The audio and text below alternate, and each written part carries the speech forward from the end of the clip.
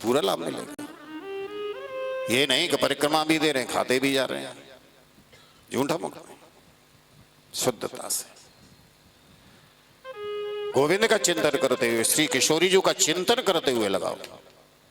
जैसे सुखिया मालिनी ने लगाई, अब ये कीर्तन कर रही है, बीच बीच में आवाज लगा रही थी, अजी कोई फल ले ले जी फल, क्योंकि दृढ़ संकल्प कर लिया है कि जब तक नंद लाला के दर्शन ना हो जाएंगे, जब तक यह देहली को परित्याग नहीं करूंगे।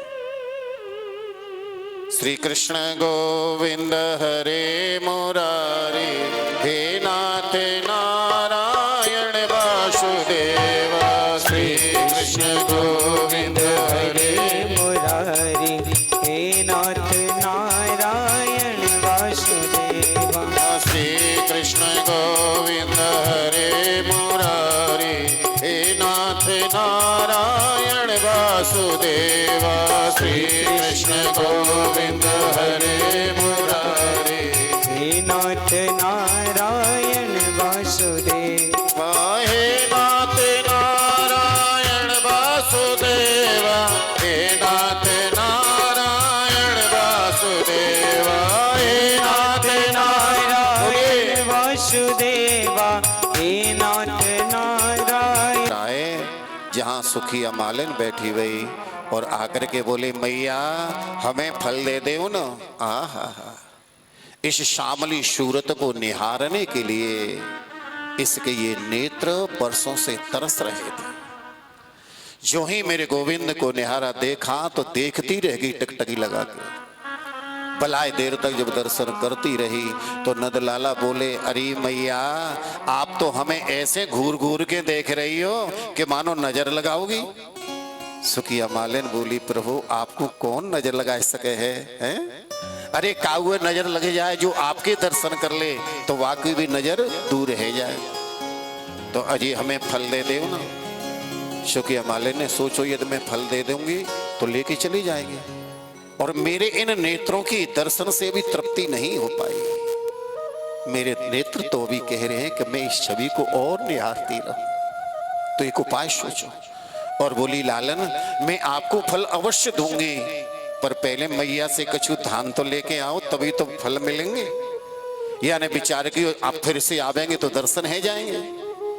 कन्हैया दौड़ पड़े और नंद भवन में अंदर जाके मैया सो अपने नन्हे से हाथन में धान के दाने लेके चले थे।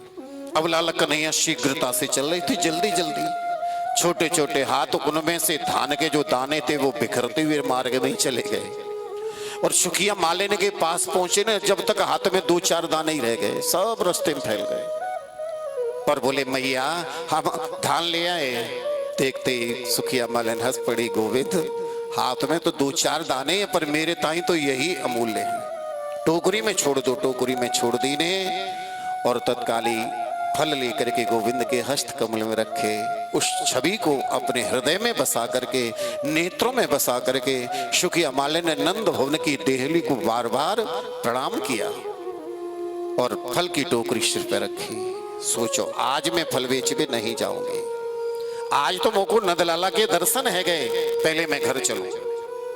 तत्काली घर की ओर गई और प्यारे परीक्षित घर पे जाकर के या सुखिया मालिनी ने अपनी फल की टोकरी सिर से उतार के जो ही नीचे रखी ना, झांक के देखो तो फल विक्रेणी तस्य चितधानम करद्वयम फलैर्पूरतैरत्नै फलवाण्डमपूरिश। 2-4 दाने जो अन्न के थे ना, न तो वो हैं और न उस टोकरी में फल ही है। तो फिर क्या हुआ? माने कि फल और अन्न के दाने की जगह पर गोपनों रत्न पूर्त ही हीरा मोती जवाहरातों से टोकरी को भरपूर कर दिया गोविंद ने। इस प्रकार से इस लीला के माध्यम से ठाकुर जी ने सुखिया मालिनी पे भी कृपा की। बोलिए कृष्णचंद्र भगवान की। लाला कन्हैया कहे कि मेरो ये ब्रज में अवतार भयो है, माखन रोटी तो मिले ही कन्हैया है, पर कन्हैया अचारन में अचार कौन सो अच्छो लगे हैं? प्रेम से बोलो जय श्री राधे। जय श्री। सबसे ज्यादा कन्हैया है अचार प्रिय है तो वो टेंटी को अचार। हमारे ब्रज में पहले टेंटी खूब वो करती, टेंटी गांव ही है, 33 को हजार। और बेजर माने जौ, जौ की रोटी। और ब्रजवासिन की प्रेम भरी फटकार कि बेजर की रोटी मिले, बेजर माने जौ, कि बेजर की रोटी मिले प्रेम भरी फटकार, ओ देह धरे को फल मिलो सो सफल भयो अवतार।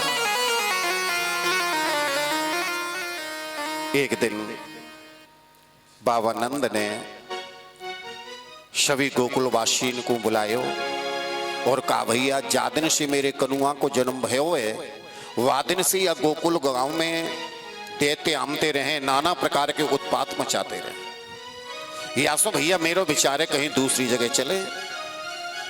गोप बोले बाबा आपने हमारे मन की बात कह दी नहीं, हम भी यही सोच रहे पर आपके डर सो भय सो बोल नहीं पाए। बताओ बाबा कहाँ चलेंगे? तो भैया मैंने सुनी है कि वनम वृंदावनम नाम पश्चिमम नवकाननम, यमुना पुलिन पर वृंदा नाम को तुलसी को बड़ा सुंदर बने, वहां हमारे ग्वालवालन के खेल विकताएं पर्याप्त भूमि है। बाबा आपने ठीक स्थान चुनो, हम आपकी वाणी से सहमत हैं। तो भैया अपनी धन संपत्ति गाय बछड़े गोपी ग्वाल सबको साथ ले और गोकुल से वृंदावन चलो। आज सभी ब्रजवासी धन संपत्ति गोपी ग्वाल बाल गाय बछड़े को साथ में लियो और आज नंद बाबा इन गोपन ब्रजवासिन को लेकर के गोकुल गांव को परित्याग करके श्री धाम वृंदावन में पधारे।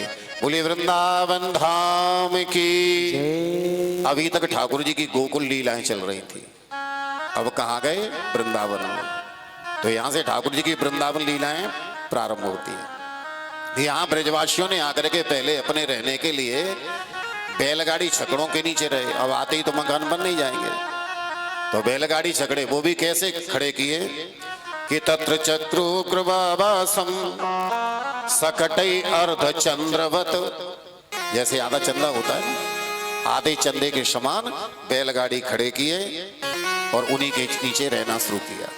फिर धीरे धीरे बड़े सुंदर सुंदर दिव्य भवन भी बनाए। एक दिन लाला कन्हैया ने कहा बाबा अब मैं बलाए बड़ो है गए हूँ, सभी ग्वाल वाल तो बछड़ा चराए हुए चले जाएं और मैं रह जाऊं नंद भवन में, तो अकेले को मन नहीं लगे, तो मैं भी बछड़ा चराऊंगा। बाबा नंद बोले कनुआ जब और बड़े होगे ना तो बछड़ा ही तो चराना हो तुम्हें, पर पहले बड़े हो। नहीं नहीं बाबा अब मैं बलाए बड़ो है गो। कन्हैया ने हट किया तो बाबा ने ग्वाल वाल बुलाए और कहा भैया आज से मेरो कनुआ तुम सभी के साथ बछड़ा चराए जाएगो।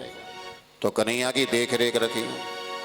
ग्वाल वालन को बड़ी प्रसन्नता भाई कि अब कन्हैया वन में भी हमारे साथ रहेंगे। आज कन्हैया बस पाल पड़े, बछड़ाओं का पालन करने वाले। बछड़ाओं को लेकर के ग्वाल वालों के साथ वन में गए, बछड़ाओं को जाकर के घास चरने के लिए छोड़ दिया, बछड़े घास चरने लगे, ग्वाल वाल खेलने लगे। अब वन में जाकर के तो एक खो खो को खेल